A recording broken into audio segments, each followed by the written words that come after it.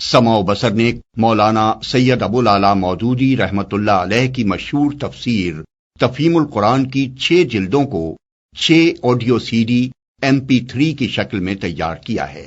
بسم اللہ الرحمن الرحیم، اللہ کے نام سے جو رحمان اور رحیم ہے۔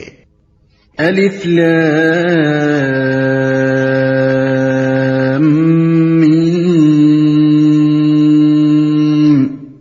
ذلك الكتاب لا ريب فيه هدى للمتقين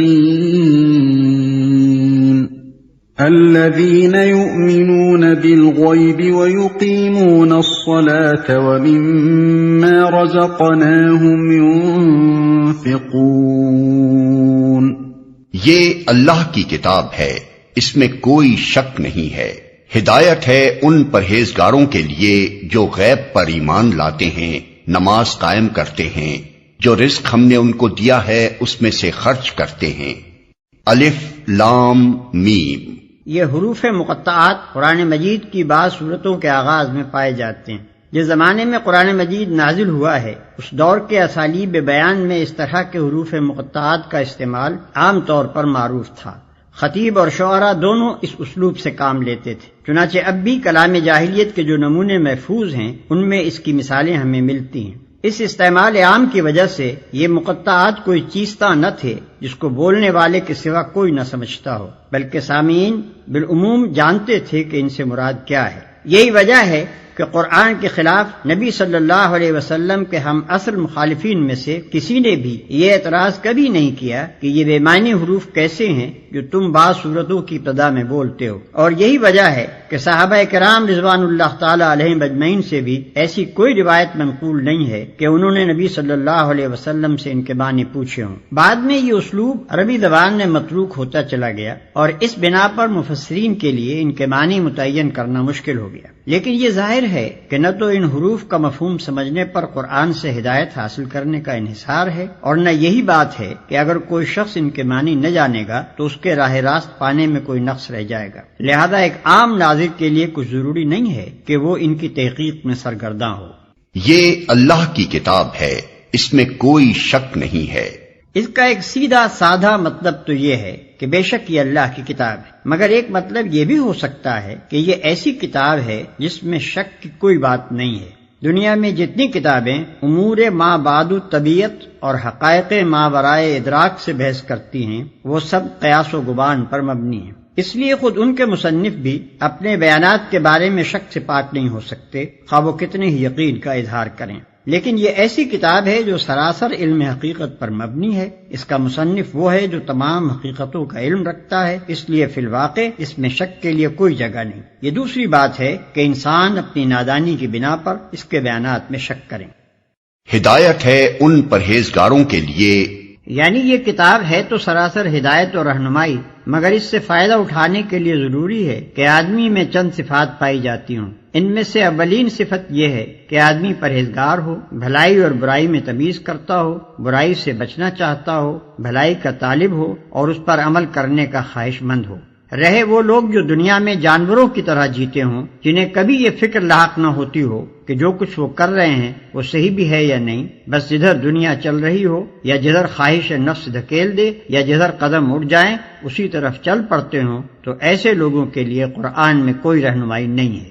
جو غیب پر ایمان لاتے ہیں، یہ قرآن سے فائدہ اٹھانے کے لیے دوسری شرط ہے۔ غیب سے مراد وہ حقیقتیں ہیں جو انسان کے حواس سے پوشیدہ ہیں اور کبھی براہ راست عام انسانوں کے تجربے و مشاہدے میں نہیں آتی، مثلا خدا کی ذات و صفات، ملائکہ، وحی، جنت، دوزخ وغیرہ۔ ان حقیقتوں کو بغیر دیکھے ماننا اور اس اعتماد پر ماننا کہ نبی ان کی خبر دے رہا ہے، ایمان بالغیب ہے۔ آیت کا مطلب یہ ہے کہ جو شخص ان غیر محسوس حقیقتوں کو ماننے کے لیے تیار ہو صرف وہی قرآن کی رہنمائی سے فائدہ اٹھا سکتا ہے۔ رہا وہ شخص جو ماننے کے لیے دیکھنے اور چکھنے اور سونگنے کی شرط لگائے اور جو کہے کہ میں کسی ایسی چیز کو نہیں مان سکتا جو ناپی اور تولی نہ جا سکتی ہو، تو وہ اس کتاب سے ہدایت نہیں پا سکتا۔ نماز قائم کرتے ہیں، یہ تیسری شرط ہے۔ اس کا مطلب یہ ہے کہ جو لوگ صرف مان کر بیٹھ جانے والے ہوں وہ قرآن سے فائدہ نہیں اٹھا سکتے۔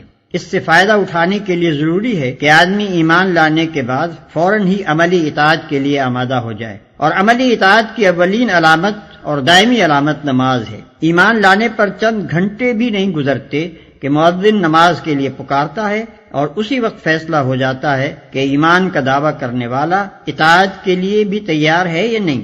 پھر یہ مؤذن روز 5 وقت پکارتا رہتا ہے، اور جب بھی انسان اس کی پکار پر لبیک نہ کہے، اسی وقت ظاہر ہو جاتا ہے کہ مدعی ایمان اطاعت سے خارج ہو گیا ہے۔ پس ترک نماز دراصل ترک اطاعت ہے، اور ظاہر بات ہے کہ جو شخص کسی کی ہدایت پر کاربند ہونے کے لیے ہی تیار نہ ہو، اس کے لیے ہدایت دینا اور نہ دینا یکساں ہے۔ یہاں یہ بھی سمجھ لینا چاہیے کہ اقامت صلاۃ ایک جامع اصطلاح ہے۔ اس کے معنی صرف یہی نہیں ہے کہ آدمی پابندی کے ساتھ نماز ادا کرے، بلکہ اس کا مطلب یہ ہے کہ اجتماعی طور پر نماز کا نظام باقاعدہ قائم کیا جائے۔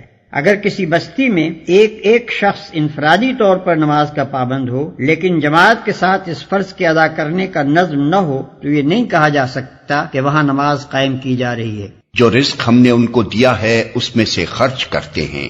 یہ قرآن کی رہنمائی سے فائدہ اٹھانے کے لیے چوتھی شرط ہے کہ آدمی تنگ دل نہ ہو، زر پرست نہ ہو، اس کے مال میں خدا اور بندوں کے جو حقوق مقرر کیے جائیں انہیں ادا کرنے کے لیے تیار ہو، جس چیز پر ایمان لایا ہے اس کی خاطر مالی قربانی کرنے میں بھی دریغ نہ کرے۔ والذین یؤمنون بما انزل الیک وما انزل من قبلك وبالآخرة هم يوقنون۔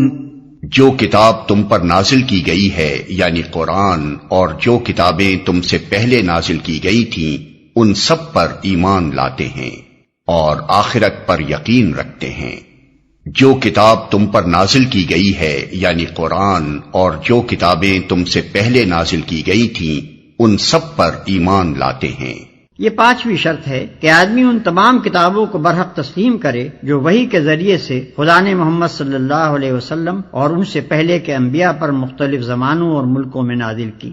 اس شرط کی بنا پر قرآن کی ہدایت کا دروازہ ان سب لوگوں پر بند ہے جو سرے سے اس ضرورت ہی کے قائل نہ ہوں کہ انسان کو خدا کی طرف سے ہدایت ملنی چاہیے، یا اس ضرورت کے تو قائل ہوں مگر اس کے لیے وحی اور رسالت کی طرف رجوع کرنا غیر ضروری سمجھتے ہوں، اور خود کچھ نظریات قائم کر کے انہی کو خدائی ہدایت قرار دے بیٹھیں، یا آسمانی کتابوں کے بھی قائل ہوں مگر صرف اس کتاب یا ان کتابوں پر ایمان لائیں جنہیں ان کے باپ دادا مانتے چلے آئے ہیں۔ رہی اسی سرچشمے سے نکلی ہوئی دوسری ہدایات تو وہ ان کو قبول کرنے سے انکار کر دیں۔ ایسے سب لوگوں کو الگ کر کے قرآن اپنا چشمہ فیض صرف ان لوگوں کے لیے کھولتا ہے جو اپنے آپ کو خدائی ہدایت کا محتاج بھی مانتے ہوں اور یہ بھی تسلیم کرتے ہوں کہ خدا کی یہ ہدایت ہر انسان کے پاس الگ الگ نہیں آتی بلکہ انبیاء اور کتب آسمانی کے ذریعے سے ہی خلق تک پہنچتی ہے، اور پھر وہ کسی نسلی و قومی تعصب میں بھی مبتلا نہ ہوں بلکہ خالص حق کے پرستار ہوں۔ اس لیے حق جہاں جہاں جس شکل میں بھی آیا ہے اس کے آگے سر جھکا دیں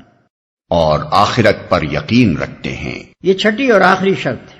آخرت ایک جامع لفظ ہے جس کا اطلاق بہت سے عقائد کے مجموعے پر ہوتا ہے۔ اس میں حسب ذیل عقائد شامل ہیں۔ 1 یہ کہ انسان اس دنیا میں غیر ذمہ دار نہیں ہے بلکہ اپنے تمام اعمال کے لیے خدا کے سامنے جواب دہ ہے۔ 2 یہ کہ دنیا کا موجودہ نظام ابدی نہیں ہے بلکہ ایک وقت پر جس سے صرف خدا ہی جانتا ہے اس کا خاتمہ ہو جائے گا۔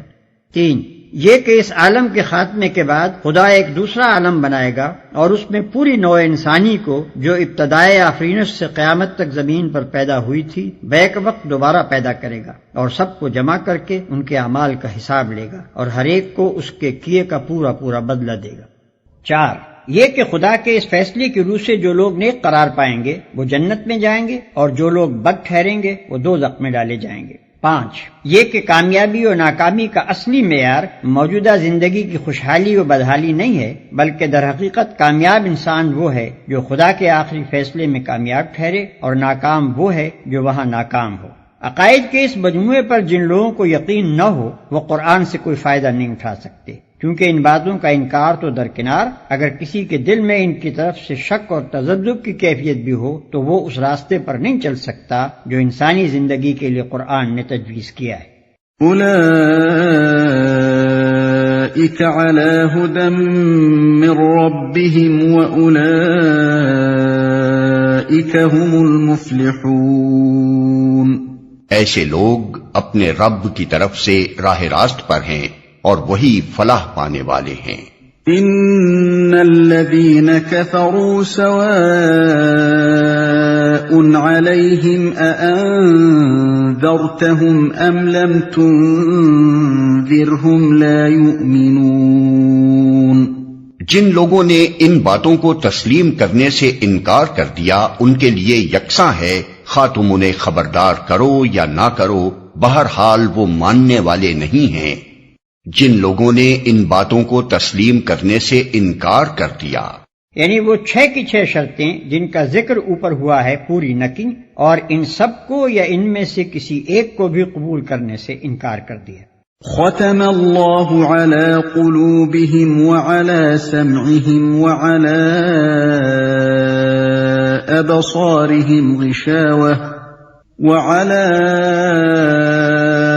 أبصارهم غشاوة ولهم عذاب عظيم۔ اللہ نے ان کے دلوں اور ان کے کانوں پر مہر لگا دی ہے اور ان کی آنکھوں پر پردہ پڑ گیا ہے، وہ سخت سزا کے مستحق ہیں۔ اللہ نے ان کے دلوں اور ان کے کانوں پر مہر لگا دی ہے۔ اس کا مطلب یہ نہیں ہے کہ اللہ نے مہر لگا دی تھی اس لیے انہوں نے تسلیم کرنے سے انکار کیا، بلکہ مطلب یہ ہے کہ جب انہوں نے ان بنیادی امور کو رد کر دیا جن کا ذکر اوپر کیا گیا ہے اور اپنے لیے قرآن کے پیش کردہ راستے کے خلاف دوسرا راستہ پسند کر لیا، تو اللہ نے ان کے دلوں اور کانوں پر مہر لگا دی۔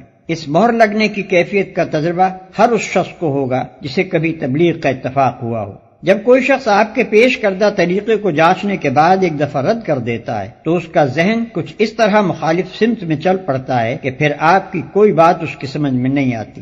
آپ کی دعوت کے لیے اس کے کان بہرے اور آپ کے طریقے کی خوبیوں کے لیے اس کی آنکھیں اندھی ہو جاتی ہیں، اور صریح طور پر محسوس ہوتا ہے کہ فی الواقع اس کے دل پر مہر لگی ہوئی ہے۔